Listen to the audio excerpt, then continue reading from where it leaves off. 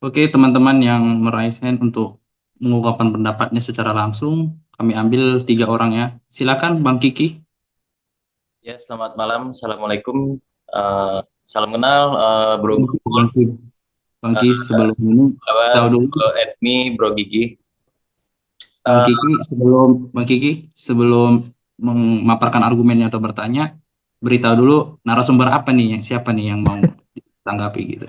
eh, ini Pak Moderator, Pak Setiawan, saya ingin menawarkan supaya diskusinya lebih ada aspek filosofisnya, dan kita pengen diuji apakah filsafat itu rumit atau tidak.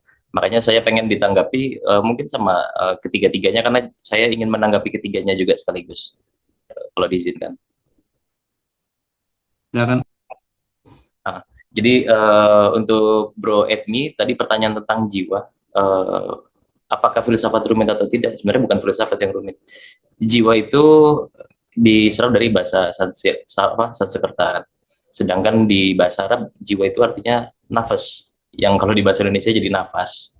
Tapi nafas itu artinya diri.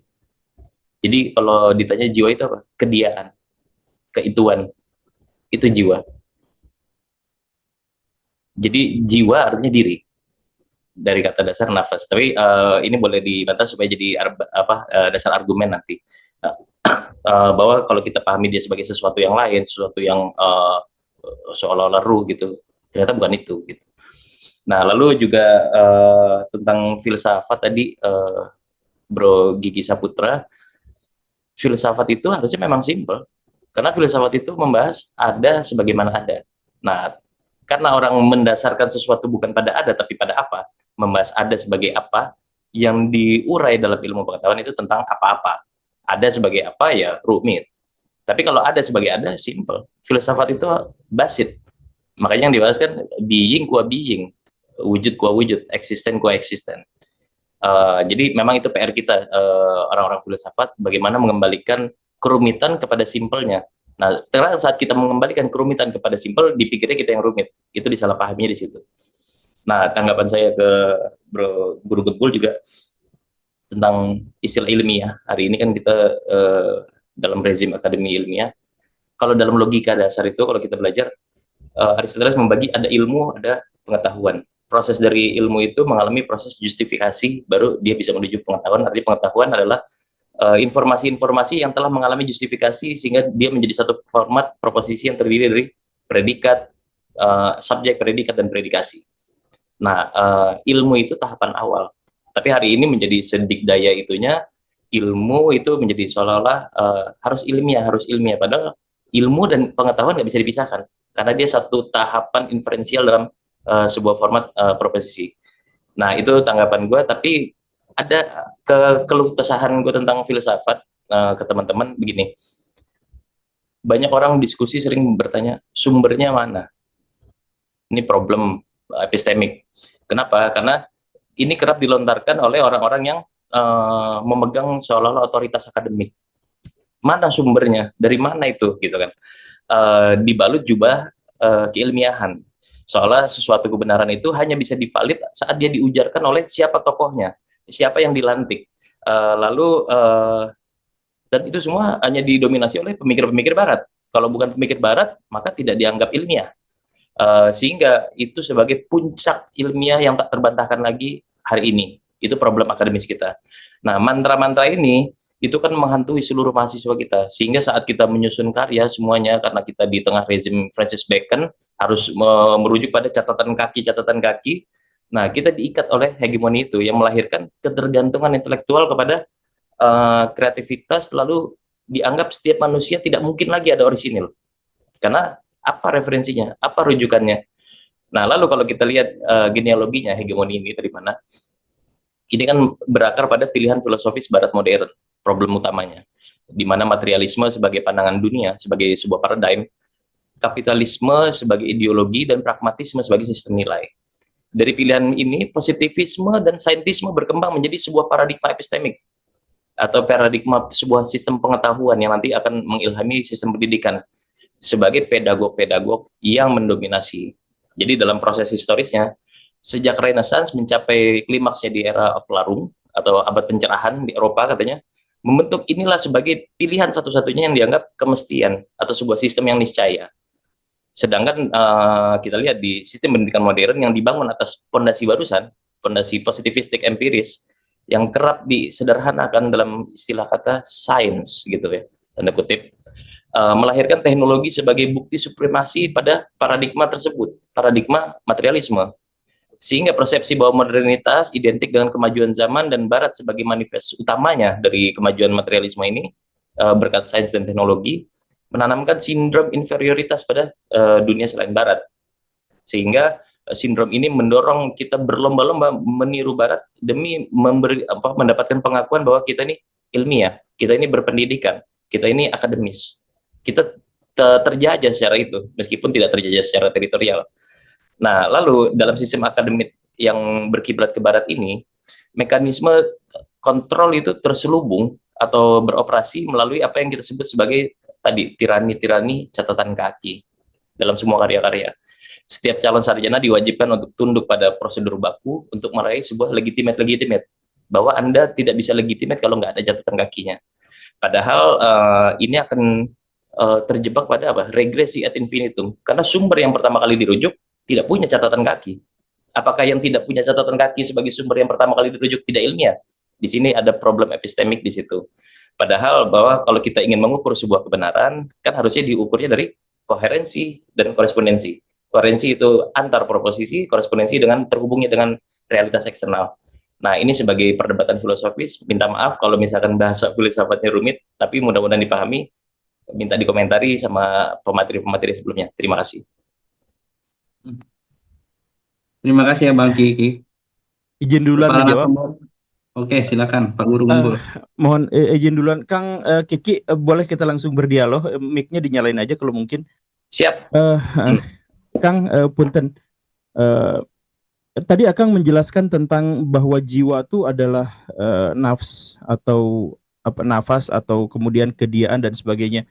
Betul begitu ya? Huyat. Kalau misalkan saya minta Akang mendefinisikannya bagaimana, Kang? Boleh, karena dasar kata jiwa itu kalau dalam teks-teks filsafat Islamnya dibilang sebagai nafs. Ya, oke. Jadi definisi dari jiwa adalah? Jiwa adalah diri. Kedirian itu kata sesuatu. lain mungkin kan? Itu kata lain mungkin. Nah, kalau kita bilang kedirian sesuatu, apa itu kedirian sesuatu? Kalau kita pembahasannya masuk pada being unseen atau being by itself. Keberadaan pada dirinya sendiri. Itu definisinya. Bukan, kita gunakan definisi yang paling formal, kita kelompokkan dulu dia itu apa, kemudian kita cari spesifikasinya dia itu apa atau identifikasinya dia itu apa gitu. Makanya kalau kita masuk pada definisi wilayah jenisnya atau genusnya, dia adalah salah satu eksisten keberadaan. Nah, dari keberadaan yang ada, apa yang dia menjadi khas, apa yang terberikan pada dia diferensiasi, dia yang menjadi prinsip individuasi. Dia yang menjadi prinsip individuasi. Itu membutuhkan identitas yang begitu banyaknya, Kang. Kalau misalkan identitas diri itu kan berarti rambutnya harus begini, matanya harus begini, dan itu bukan kaitannya dengan jiwa. Ini juga kritiknya Surawardi dalam Hikmatul Isyraq terhadap mazhab peripatetik. Iya, betul. Betul. Saat kita mendefinisikan sesuatu, kita menyebutkan hanya aksiden umum dan khusus, padahal jumlah aksiden itu ratusan ribu. Kurang salah satu saja kita gagal melakukan definisi. Makanya pilihan syahadah yang ditawarkan Surawardi adalah bahwa saat kita ingin mendefinisikan sesuatu dia adalah dirinya sendiri. Maka jalur penyaksian langsung. Ya, maksudnya, dalam hal inilah sebenarnya gelombang kontroversi dari pernyataan-pernyataan berikutnya itu berkelanjutan. Jadi misalkan, saya mohon maaf ya, saya sangat menghormati Akang dan sangat terkesima dengan pemaparan Akang yang tadi itu, tetapi kita mulai dari jadi definisi itu sebenarnya tidak dibutuhkan kecuali kita berkomunikasi dengan pihak lain. Kita butuh memberikan penjelasan kepada pihak lain, dan karena itulah definisi itu ada. Kita misalkan cukup paham dengan jiwa tanpa harus menjelaskan kepada orang lain, kita tidak membutuhkan definisi. Tetapi ketika kita membutuhkan penjelasan kepada orang lain, maka kita membutuhkan definisi itu, dan itu harus disepakati bersama hingga akhirnya kita memunculkan sebuah kesepakatan atau ketidaksepakatan. Nah, terkait dengan pernyataan Akang tadi yang mengatakan bahwa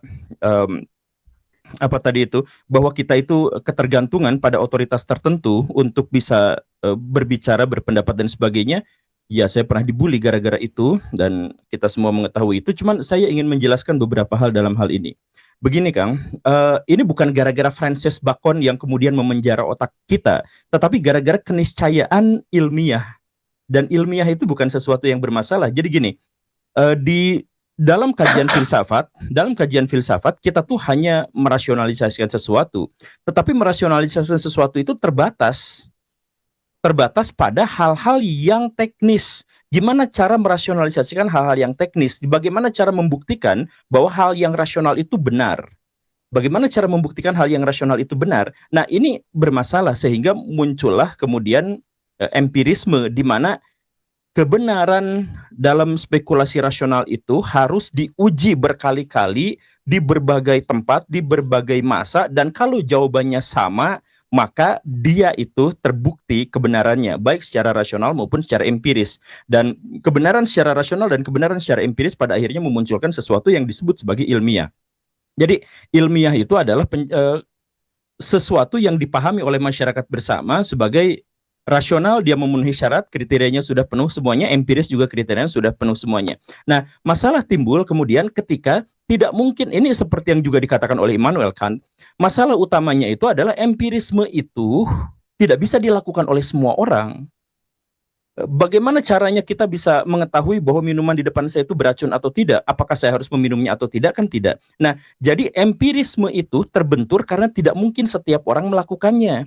Jadi butuh sebuah dewan lah, butuh sebuah konsorsium katakanlah atau apapun untuk bisa mengujinya secara terus-menerus berkesinambungan dan tanpa celah sampai akhirnya memunculkan sebuah kesimpulan. Nah, dari situlah kemudian akhirnya terbuktilah secara rasional contreng, secara empiris contreng, jadilah ilmiah. Nah, karena tidak semua orang bisa melakukan uji empiris, maka kita membutuhkan otoritas dari pihak yang sudah melakukan itu.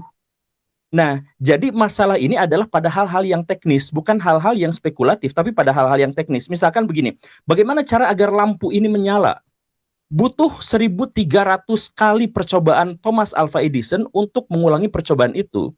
Percobaan dan akhirnya berhasil. Karena itulah orang-orang yang bikin lampu terpaksa membutuhkan pengetahuan dan otoritas dari Thomas Alva Edison untuk bisa menciptakan lampu. Karena itu bukan hasil spekulasi rasional. Itu adalah hasil dari uji. Dan uji itu dari mana? Dari rasionya Thomas Alva Edison. Jadi rasio dan empiris itu, dan akhirnya itu muncul otoritas. Saya sepakat bahwa pada akhirnya kebanyakan orang itu tergantung pada ini mana teksnya, ini mana catatan kakinya dan sebagainya, itu adalah orang-orang yang kacang saya pikir gitu. Artinya berarti dia tidak independen secara intelektual. Cuman pada ilmu pengetahuan yang spesifik, misalkan kedokteran, di mana kalkulasi rasional itu tidak cukup, atau misalkan pilot, di mana semangat teknisnya itu kita harus ketergantungan pada ilmuwan. Nah, ini membutuhkan otoritas dari pihak lain, begitu Kang. Jadi kita memang harus memisahkan mana pengetahuan-pengetahuan yang hanya didasarkan pada spekulasi rasional dan pembuktian rasional, akan menyebutkan tadi beberapa kriteria, dengan sesuatu yang spesifik dan harus diterapkan dalam dalam pemanifestasian dari perwujudan gitu. Dan inilah yang pada akhirnya menyebabkan betapapun Akang sangat paham tentang jiwa, Akang tetap tidak akan bisa mendefinisikan jiwa itu kepada orang lain karena itu membutuhkan empirisme dan itu tidak sepenuhnya hanya selesai dengan spekulasi rasional. Apalagi hanya dengan menggunakan etimologi bahasa. Misalkan ini diambil dari kata ini, orang Arab sendiri juga nggak terlalu paham dengan apa itu jiwa. Jadi bagaimana cara kita mengambil referensi orang Arab bahwa jiwa itu nafs ardo dan sebagainya, orang Arab aja nggak ngerti itu apa gitu. Kan begitu sih Kang. Izin menanggapi Bro Guru Gembul. Jadi memang ini kan perdebatan filosofis tentang jiwa. Cuma kita harus bisa bangga karena yang membahas banyak tentang jiwa ini Ibnu Sina ternyata dimulainya. Nah, di tangan Mula Sadra, jiwa itu diartikan saat ruh bersatu dengan jasad, maka dia melahirkan entitas baru yang namanya jiwa. Mungkin ini definisi yang belum dilakukan oleh para filsuf sebelumnya. Nah, tadi tanggapan tentang perujukan ilmiah tadi, keresahan saya itu begini. Jadi sandaran kita pada sebuah pandangan lain itu kan punya dua dasar. Pertama, substansi pandangan itu atau ketokohan penyampainya. Iya, oke. Jika karena substansinya, maka dia pun akan terjebak dalam sebuah regresi tak berujung, circular reasoning juga. Karena jika ketokohan penyampaiannya, maka justru bertentangan dengan prinsip keilmiahan itu sendiri. Itu juga problem. Nah, sebab ketokohan itu tidak memerlukan sandaran pandangan lain, logika ini juga secara efektif menutup pintu pandangan orisinalitas bahwa yang belum memiliki silsilah rujukan sekaligus membuka lebar pintu bagi praktik plagiarisme terselubung yang melahirkan akademisi akademisi palsu sebenarnya. Nah, tuntutan ini justru mengabaikan dasar-dasar logika deduktif. Kenapa? Karena di mana kebenaran sebuah premis itu ditentukan dasarnya oleh koherensi dan sistem pengetahuan korespondensinya dengan realitas.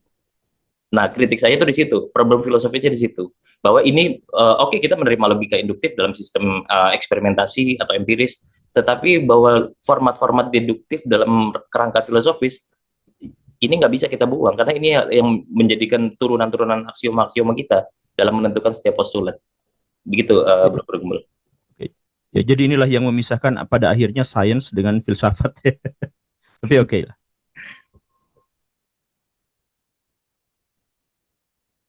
Baik, Pak Enmi atau Mas Gigi ada tanggapan? Izin nanggepi dulu boleh?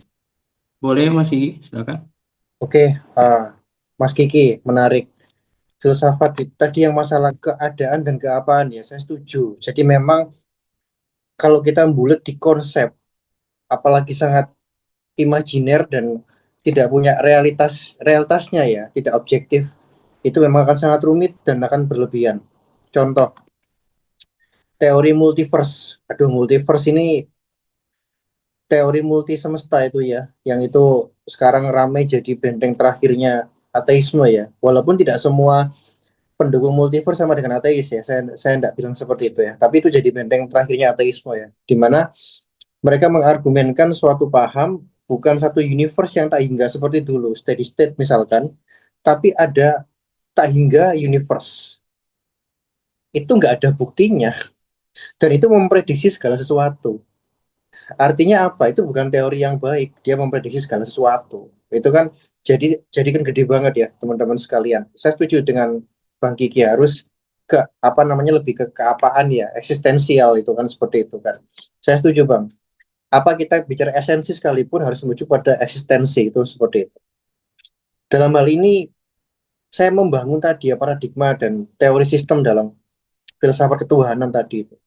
Bagaimana memahami prinsip-prinsip fundamental alam ya, dalam debat teis ateis ya, fokus saya, bidang saya di sini. Misalkan dalam hal kausalitas, keteraturan, kekacauan, itu bagaimana kerangka kesatuan sistemnya itu ya, yang itu komprehensif dan satu sama lain terhubung itu ya, bukan terpisah-pisah seperti rumpun kosmologi dan teleologi yang sebagaimana kita sering saksikan sejauh ini, itu seperti itu. Dan berikutnya masalah catatan kaki itu, Bang, itu batasnya gini, Bang, kalau itu bisa menjadi hegemoni ketika itu misalkan tidak dicek kebenarannya, itu jadi dogma memang, itu seperti itu, atau betul validitas. Kamu kalau nggak merujuk buku ini nggak valid, padahal referensi itu ada banyak. Cuman catatan kaki itu juga diperlukan ketika itu sebagai referensi, dan juga ketika misalnya kita mencari gap atau untuk novelty tadi itu, originalitas, tentu kita harus merujuk yang sebelumnya, kita cari celahnya, terus kita mengisi dengan yang baru. Sebatas itu referensi itu ya, itu kalau saya ya, saya juga sering, Bang, misalkan referensinya apa, oh ini valid, saya kritik, saya bangun, itu juga sering. Saya sangat mengagumi Al-Kindi misalkan, tapi saya juga membantah Al-Kindi dalam disertasi saya gitu ya, karena problem sistemik yang sering saya sampaikan itu. Jadi sebatas itu ya, apa referensi.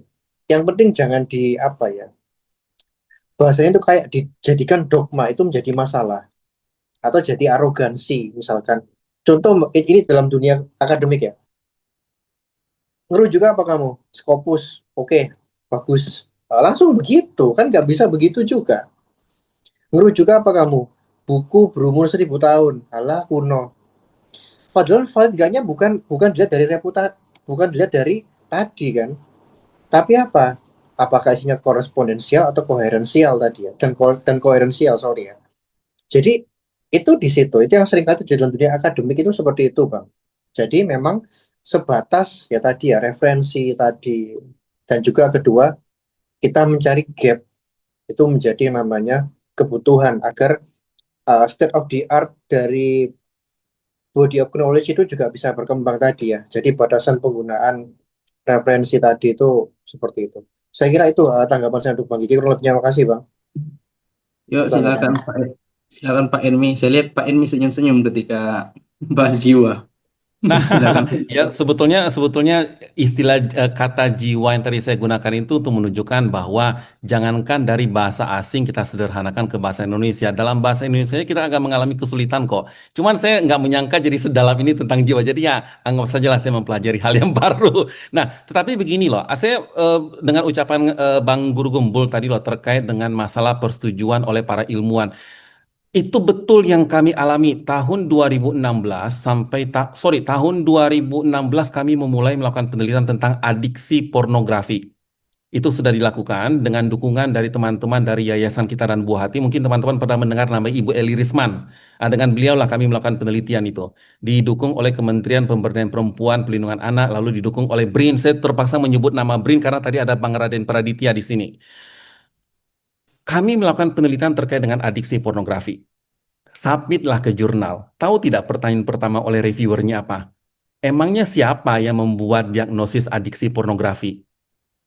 Kami para dokter itu membuat diagnosis itu kalau sudah ada padanannya, sudah ada panduannya.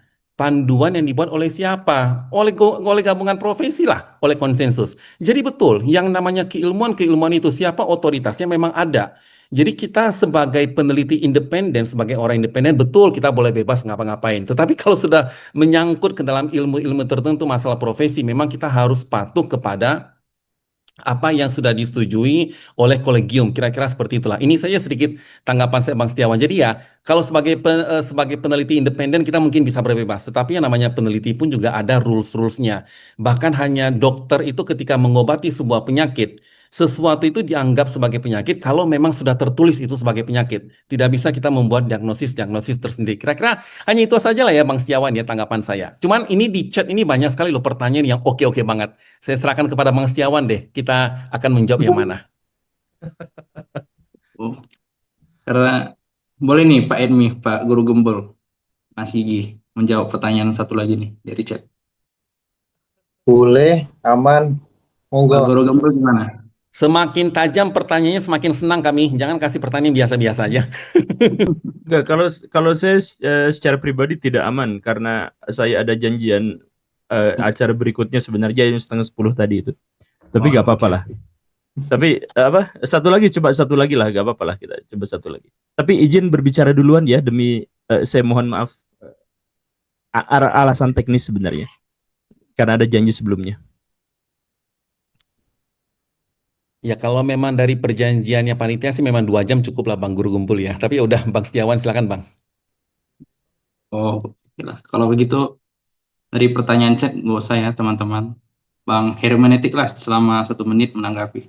Saya aja yang pergi gitu. Ini silahkan aja diskusi lebih jauh. Oh, Jadi saya aja yang kabur, mohon izin karena memang janjiannya sampai jam 10 kan ya. Nah, yang lain-lain silahkan. Tapi saya Sekalian ada satu pertanyaan itu dari Heru sekalian tanggapan terakhir Bro Iya. Gembul. Ya, Assalamualaikum warahmatullahi wabarakatuh semuanya. Waalaikumsalam. Aman suaranya. Ini sih, kalau saya sih lebih cuma pengen menanggapi Pak Gigi tadi ini. Jadi mundurnya agak jauh tadi itu. Karena tadi Pak Gigi, saya langsung ke poinnya aja ya, biar ini ya. Jadi tadi Pak Gigi itu seolah-olah memposisikan pragmatisme itu seolah-olah diametral dengan filsafat gitu. Padahal pragmatisme sendiri itu bagian dari aliran filsafat loh. Ada aliran filsafat pragmatisme itu Pak Gigi. Jadi itu kan tokoh besarnya itu Charles Sanders Peirce ya, yang lewat karyanya ya, How to Make Our Ideas Clear gitu kan, yang diinterpretasi lagi itu sama William James gitu. Nah jadi poin saya di sini nih, dalam filsafat pragmatisme itu kan juga filsafat yang menekankan pada hasil yang konkret tuh pada kehidupan sehari-hari. Jadi kita bukan memandang filsafat ini sebagai sesuatu yang eksklusif gitu, semacam sirkus intelektual gitu. Nah masalahnya memang belakangan itu filsafat jadi semacam sirkus intelektual karena yang dikutip lagi-lagi itu tuh tokoh-tokoh filsafat klasik, filsafat skolastik gitu kan. Ada nama-nama Plato, Aristoteles gitu kan, atau mentok-mentok ntar Aquinas. Jadinya semacam sirkus intelektual gitu. Padahal kita lihat juga perkembangan filsafat di barat itu banyak banget para tokoh filsafat yang berkontribusi dia dengan pemikiran-pemikiran yang baru tuh. Misalnya kayak dalam AI ethics tuh ada tokoh semacam Thomas Metzinger gitu kan. Nah, atau para pecinta hewan tuh tahu juga pasti tokoh yang namanya Peter Singer tuh lewat karyanya Animal Liberation gitu. Yang dari situ kita kenal istilah spesiesisme. Jadi kontribusi pemikirannya ini membuat paradigma hukum di dunia itu berubah gitu. Secara internasional berubah. Yang awalnya memandang hewan hanya sebagai objek bisa diapakan saja, jadi diperhatikan sekarang gitu. Jadi mungkin kritik saya itu tuh karena ada eksklusivitas pada filsafat yang seolah-olah kalau kita bicara filsafat itu dia tereduksi, maknanya hanya bicara tentang eksistensi, teologi, ketuhanan gitu kan, atau hal-hal ndaki-ndaki lainnya gitu. Jadi kan kalau misalnya niat kita ingin membumikan filsafat, ya seharusnya kita buat filsafat ini menjadi relevan gitu. Karena jika filsafat ini tujuannya adalah wisdom, ya lebih filosofis mana filsafat yang bisa diterapkan untuk peningkatan kualitas kehidupan manusia atau filsafat yang cuma jadi bahan perdebatan dan sirkus intelektual di dunia medsos gitu. Itu tuh jadi kira-kira Pak Gigi. Jadi di sini saya membela pragmatisme tuh dalam filsafat. Itu aja sih. Nothing personal ya Pak Gigi ya. Thank you. Terima kasih. Singkat aja.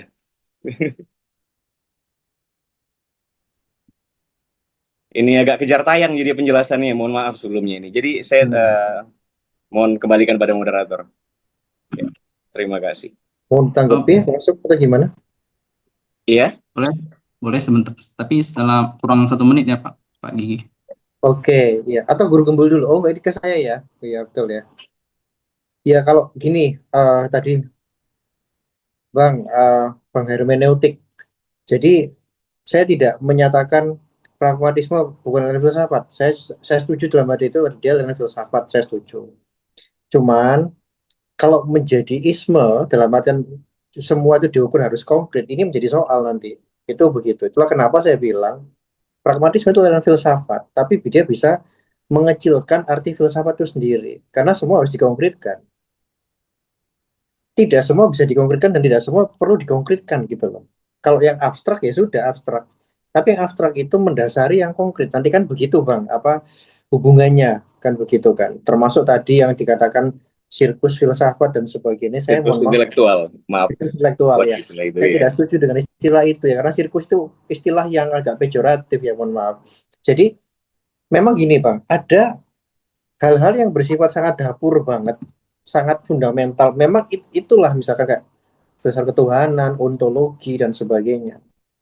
Itu memang begitu sifatnya, nggak bisa kita praktiskan gimana. Itu nanti nyambungnya ke aksiologi, etika, filsafat manusia, itu kan berhubungan seperti itu. Mana yang lebih penting? Saya bilang semuanya penting. Saya nggak bilang ini lebih penting. Enggak, semuanya penting karena kita memerlukan way of life.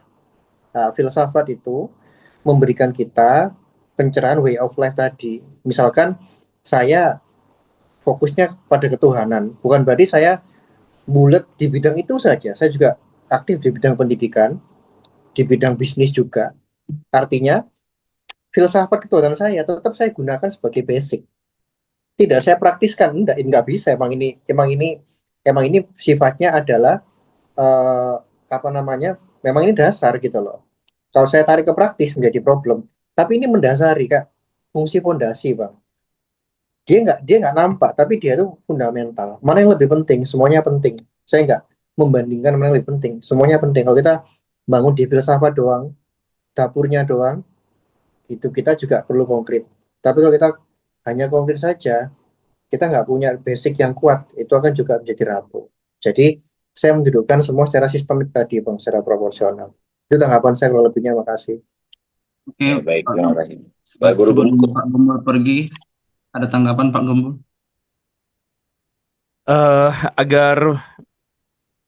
Agar filsafat menjadi lebih membumi, maka saya ingin kasih closing statement.